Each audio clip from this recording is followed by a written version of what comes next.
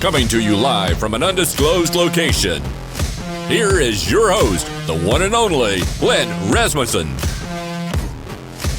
Welcome, everybody. Another episode, another week of According to Flint as we return home from sunny and rainy Arizona and the final regular season event of the team's competition, the 10-event team series.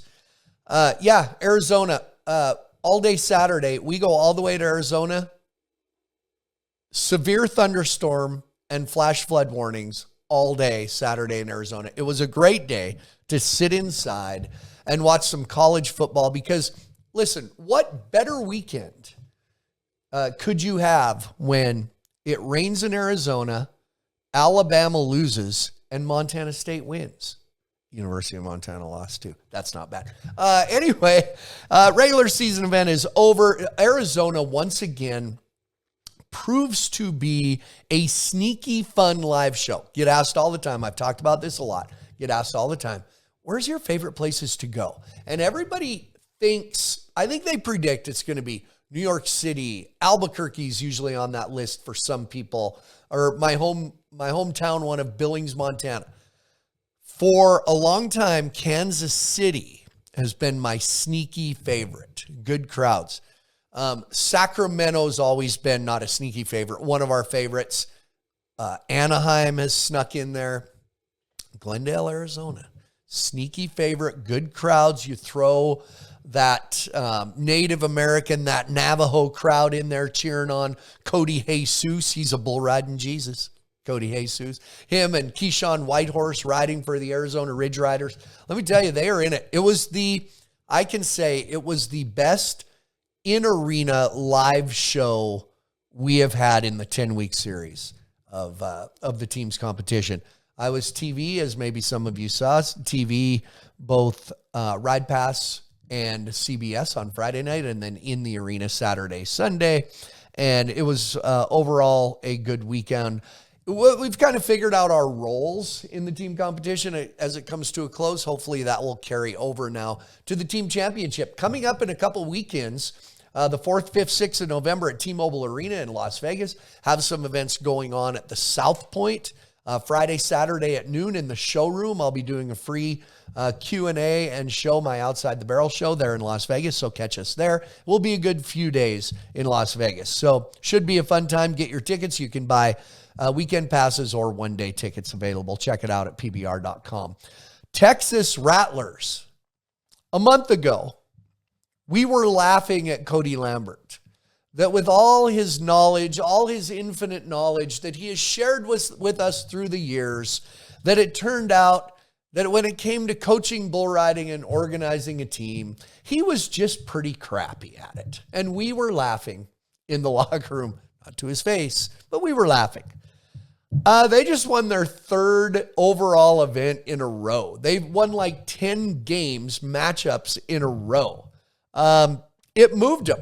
Like here, look, check out here are the year-end standings going into the championships in Las Vegas. The Austin Gamblers, who kind of a favorite with their resources, their payroll, their nice uniforms. Reminds me of the movie Hoosiers. The Austin Gamblers, 16-12, Texas Rattlers, 16-12, and the Oklahoma Freedom, 16-12. On the far right, you can see that bonus round that people weren't sure what it was. Every ride, they got more points. Tiebreaker, Austin Gamblers, because who was a guy that rode the bonus round quite a bit? Jose Vitor Leme.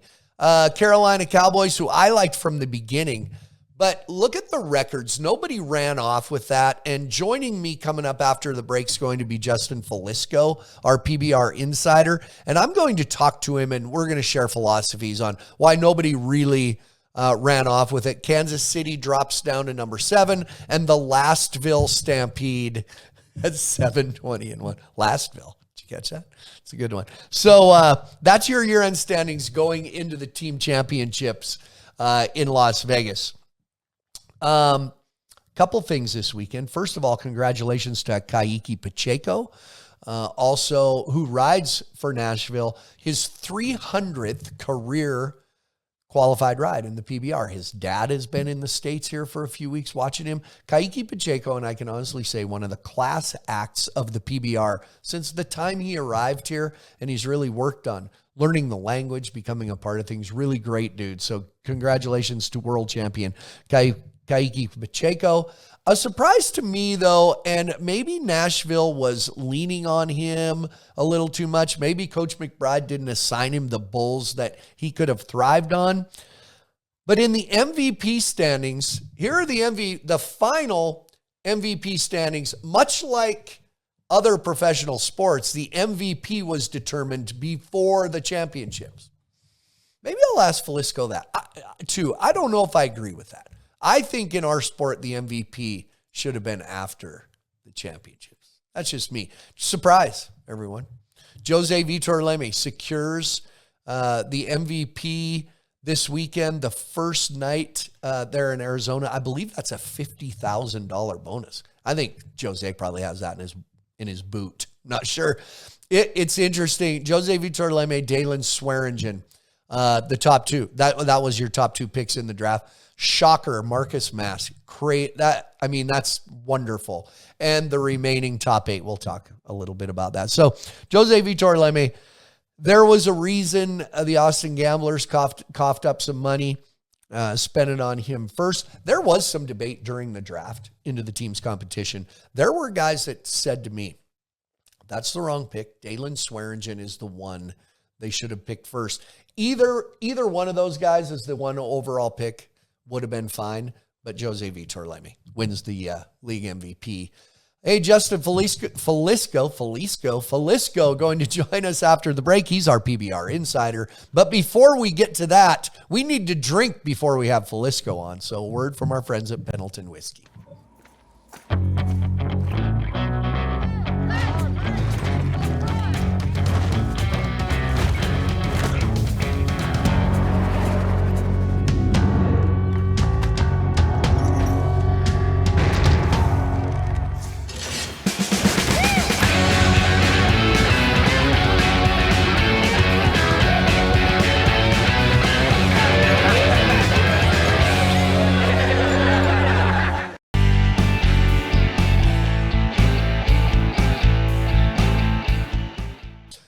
Welcome back to another episode of According to Flint as we wind down the 10-stop PBR Teams series.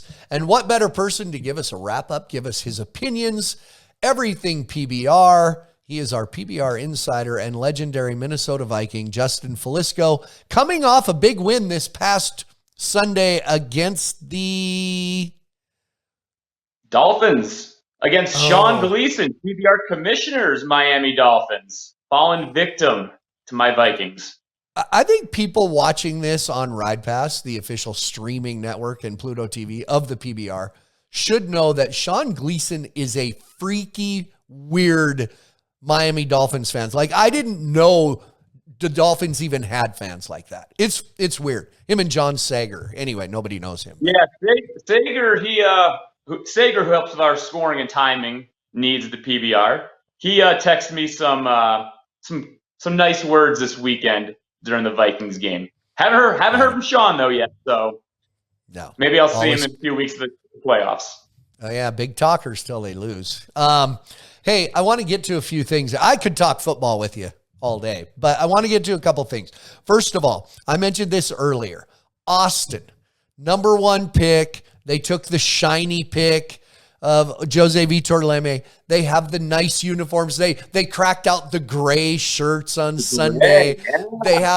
They're everywhere they go. They're all dressed the same. And they faltered kind of middle of the season. But when it came down to it, those guys rallied. I mean, I'll give them credit. They did rally. They did. And look, when you got the 2-time champion, Jose Vitor Leme, failing is not an option, Flint. It's that simple. Like, this team is going to refuse to lose.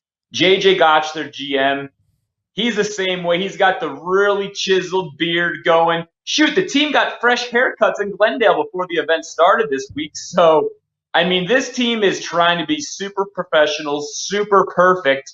And look, I think big picture speaking, it's been a learning curve for all those guys trying to be teammates with Jose Vitor Lemi, because that bar is so high.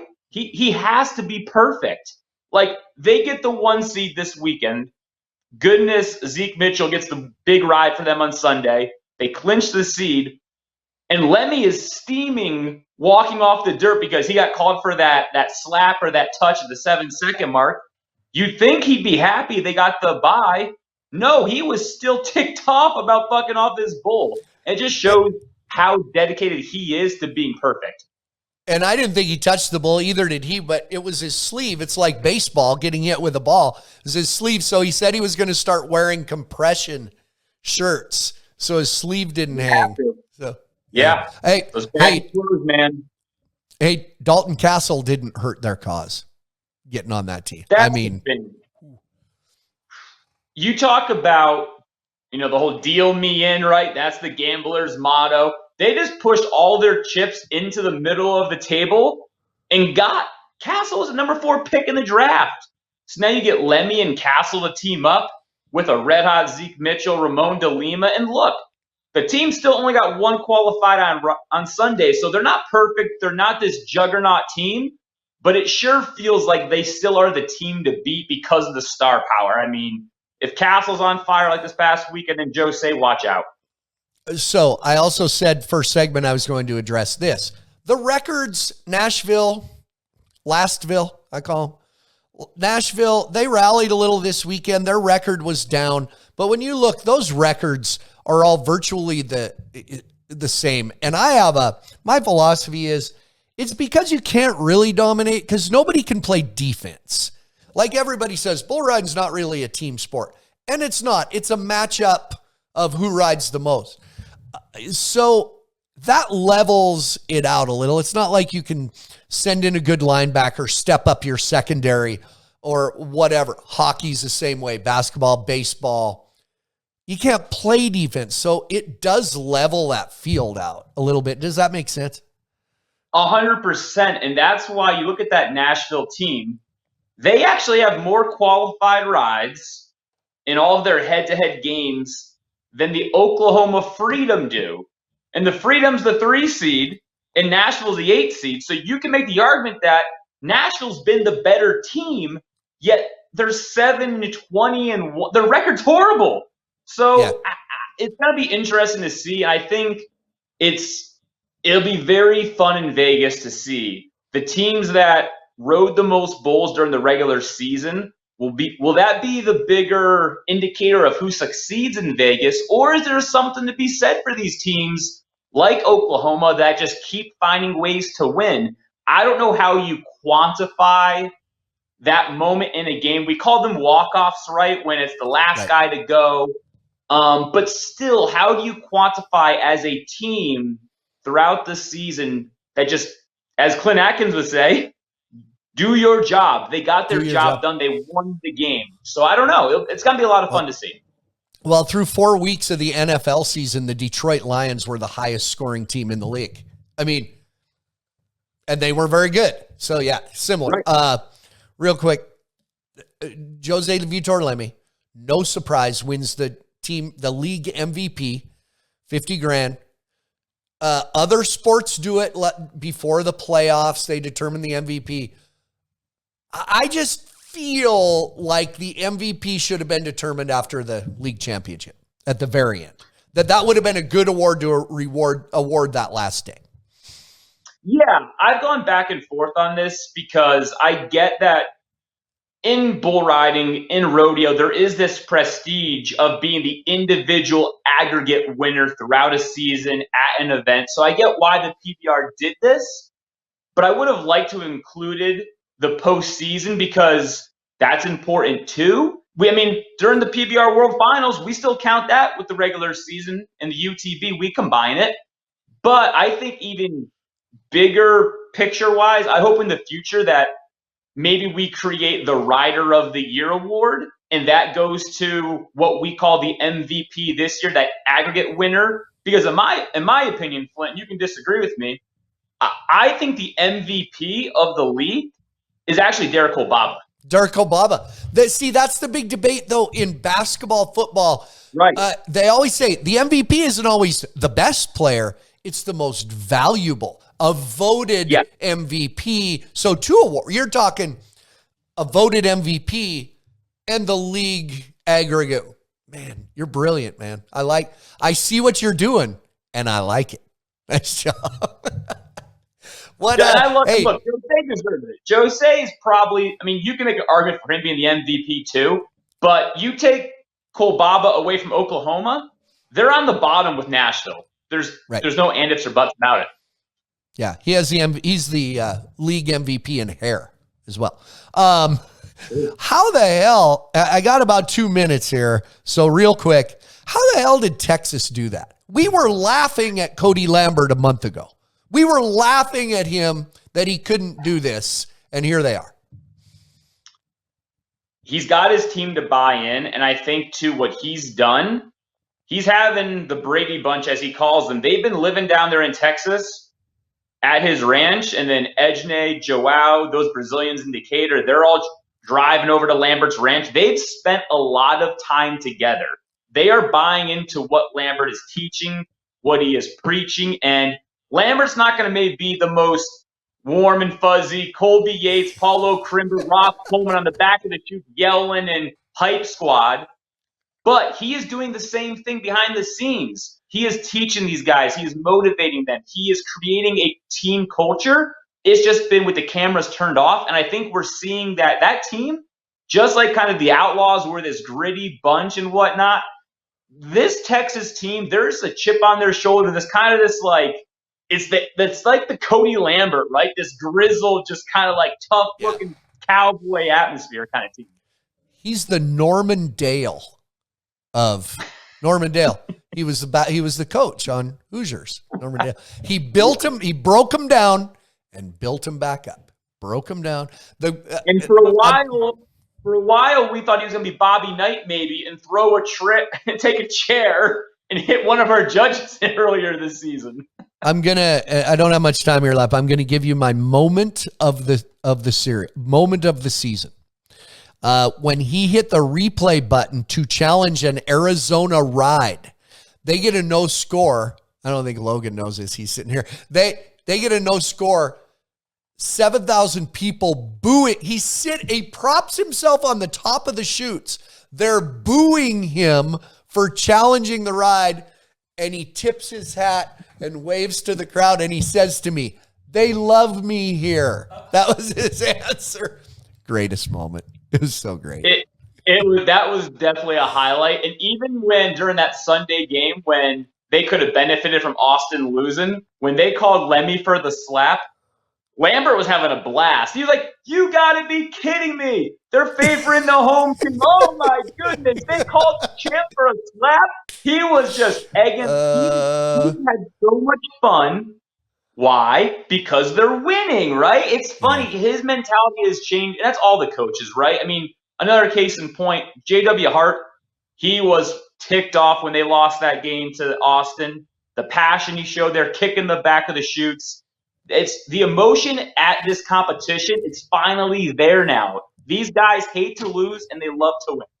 Yeah, I don't know. I said in production, we all kind of learned our roles. I think the coaches and the guys were the same way. And anyway, it's been fun. Listen, I don't have a show next week, but we'll do this again after the finals or sometime or when we're talking football, whatever. You're the best, man. Thanks for all your help through this whole season. We appreciate it, buddy. Good to see you.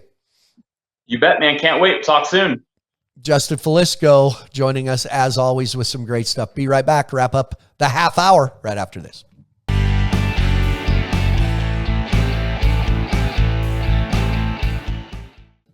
As rural Americans, we have a unique understanding of and connection to the land. Whether we ranch, farm, log, or simply recreate, what we do today determines our tomorrow.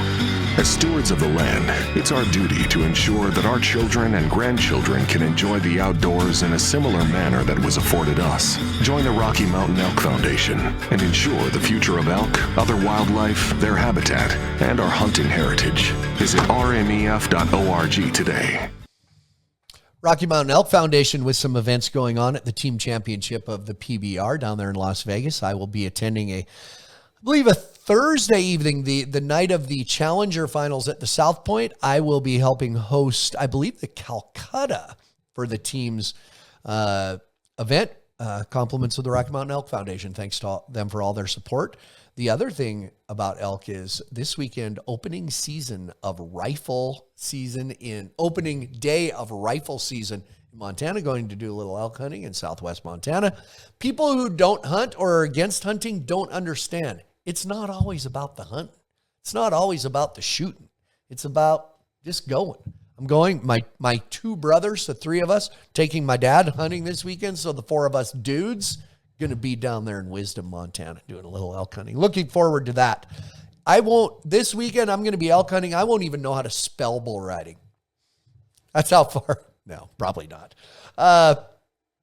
Just a reminder, in case you aren't a subscriber on our YouTube channel or don't keep up, another current podcast I have out right now. It is in its second week of release, if you will. World champion tie-down roper Haven Medjid was my guest on my podcast. Haven from Miles City, Montana. He was, in 2019, his rookie season there at the National Finals Rodeo, became a world champion. Great kid, high school rodeoed with my kids. So catch that. We're on YouTube. Just type in According to Flint. Catch us wherever all podcasts are available. Also, the latest on Haven this past weekend in Oklahoma City at the Lazy E Arena. He has a 8-head match roping with another great world champion, Shad Mayfield. Haven, because our podcast is such good luck, with the win 81-9 on 8-head. If you're wondering what it takes to be a world champion, there it is, 81-9 on 8-head as Haven Medjid gets the match roping win against the other great champ, Shad Mayfield. So catch Haven Medjid on my latest podcast episode of According to Flint. I talked earlier as we wind down this week about everybody learning their roles. This whole team's competition was a challenge for everybody on the crew, mentally, physically. We had some last-minute setups. I know I got to the arena 2 weekends ago in Fort Worth to Dickey's Arena at 3 o'clock in the afternoon, and the trucks were lined up down the road with bulls still loaded because our crew was still setting up the back pins in that arena because there was a concert the night before. Didn't get in. Dirt went in the morning. They had about 12 hours to do the whole setup. And then on top of it, the challenges of the LED boards as fences, the lighting we had, our guy Jared with all the beautiful lighting, the roles of TV in the live arena and us in the live arena. We kind of did a hybrid live arena show, and we figured it all out by the end. Everybody this past weekend in Arizona, I mentioned, I thought it was the best live show we'd had. Clint Atkins, our live arena announcer, going solo, just him, which is so much work. He trusted Richard Jones on the music and myself coming in to create a vibe in there and create an atmosphere. Saturday night, it was like we finally kind of figured the whole thing out. So kudos to our team. You cheer for those of us in the spotlight in the arena, but we have a great crew that works harder than any of us, and it's been quite a fall for them. Hey, no show next week, no show here the next week after that because we're all going to be in Vegas. Catch me at the South Point Friday and Saturday afternoon at noon for a little Q&A, and then catch us at T-Mobile Arena. Thanks for joining us, everybody. Been a great season. We'll see you at the championships. Have a great weekend.